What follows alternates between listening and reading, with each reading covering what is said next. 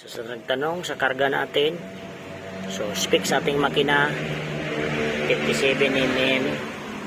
Yan, stock yan na black, tapos pinaslib lang natin ng 57mm head, stock din ng head, tapos naka port lang mat sa 57mm na port, tapos naka 5.8 cams, tapos naka 30mm na throttle body, 6 holes injector, tapos naka TPS tayo ng pang Raider 150 4S1M yung TPS mga bay.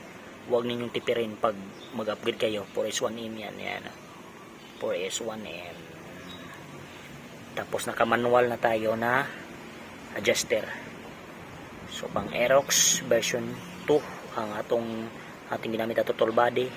Tapos ito pang R15 na manifold. Tapos yung cable na ginamit natin dyan is pang XR200. Yan lang po. Tapos nilagyan natin yan ng takip para hindi mapasukan ng tubig pag maghugas.